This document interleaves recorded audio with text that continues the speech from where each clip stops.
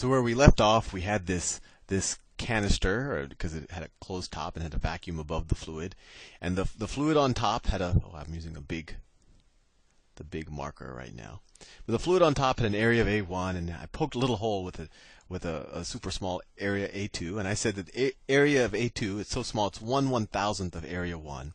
And then we used the continuity equation. We said, well, the velocity, the rate at which the surface is moving up here, so that's V1, times area 1, right, times the whole surface area of the liquid, has to be equal to the output velocity, which we're trying to figure out as a function of everything else, times this output area. And then we say, well, and I don't remember. Let's see, I made a mistake, so I don't know if I did this in the last video or I did this in my mistake video. But anyway, so we know that the initial this top velocity times this top area is equal to the output velocity times, instead of writing area 2, we could write area 1 over 1,000, right? We could write area 1 over 1,000, and we would have still had the area 1 here. And then you can get rid of the area 1 on both sides. And then you're saying that the output velocity is equal to essentially, the velocity up here is equal to the rate at which the top of the surface moves down is equal to 1/1000th of the velocity of the liquid spurting out of this little hole. So now with that, we actually have the three variables for kind of the right-hand side, the left-hand side of Bernoulli's equation. And what are the variables on the left-hand side? Well, what is the pressure at this point where we have a hole? Well, and this is an important thing. When we talk about, Bernoulli's, let me rewrite Bernoulli's equation. It's P1 plus rho G H1 plus rho V1 squared over 2 is equal to pressure 2 plus rho G H2 plus rho V2 squared over 2. We figured out all of these terms. So now let's figure out the things that we have to input here. So what is the pressure at point 2? And this is the important thing. You might want to say, and this was my initial reaction too, and that's why I made a mistake, is that, oh, well, what's the pressure at this depth in the fluid? And that's not what Bernoulli's equation is telling us.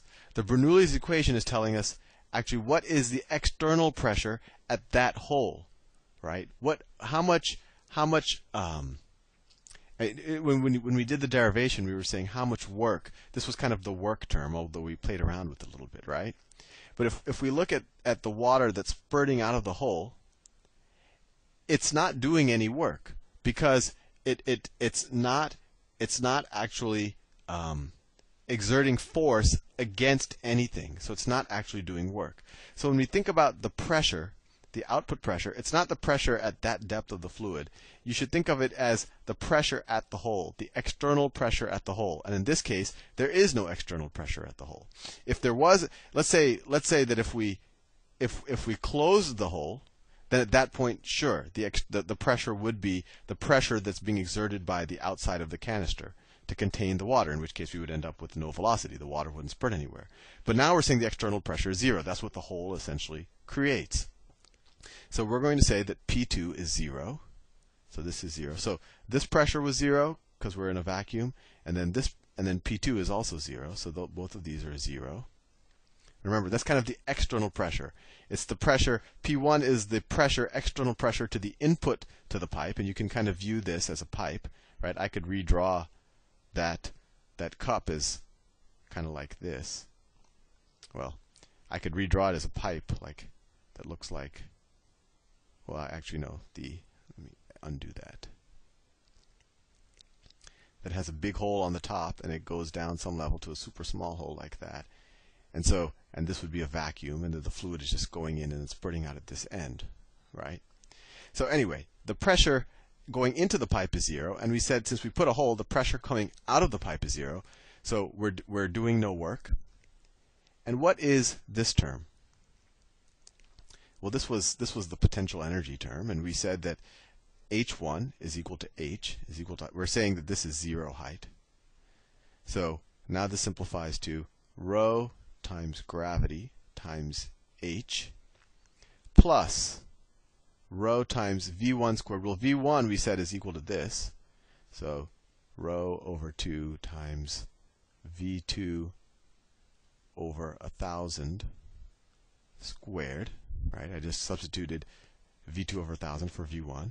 That equals the pressure at the hole, the external pressure at the hole, which is 0, plus, what is H2? Well, this is H2 right here, which we said is 0. We determined that the hole was poked at height 0. So this is also 0. So that equals essentially this kinetic energy-like term. It's not exactly kinetic energy. It's rho times v squared 2. V squared divided by 2. Now, one thing that we can immediately see is that we have all these rows on both sides of the equation, so we can divide both sides by rho. We get rid of all of those. And then we can multiply both sides of the equation by 2, and we get 2gh is equal to, plus this term, v squared, v2 squared, over, what's 1,000 squared? Over 1 million. Over 1 million. And that is equal to v2 squared. Now, we could do we could do the exact thing. We could subtract 1 over a million v2 squared from both sides, and we would get, 0.9999999 v2 squared. But let's just say, for the sake of simplicity, or let's say if this wasn't 1,000, let's say this was a million. So this surface area was much bigger. We see that this term becomes very, very, very small. And if that hole is 1/1,000,000th of the surface area, then it becomes really insignificant. So we can ignore this term because it just makes things complicated. And we're assuming this is a really, really large number. That this hole is much smaller than that. Than the surface area of the fluid. And we, this is like poking a hole in Hoover Dam, right? Hoover Dam is backing up this huge lake, and you poke a hole in it. So that hole is going to be a very small fraction of the surface area of the fluid. And you can only make this assumption when that output hole is much smaller than the input hole. But with that said, what is the output velocity? Well, the velocity is going to, you just take the square root of both sides. This is the square root of, 2gh. So that is the output velocity. And what is the amount of liquid that flows out per second? Well, we figured that out already. It's kind of like a column of fluid that comes out.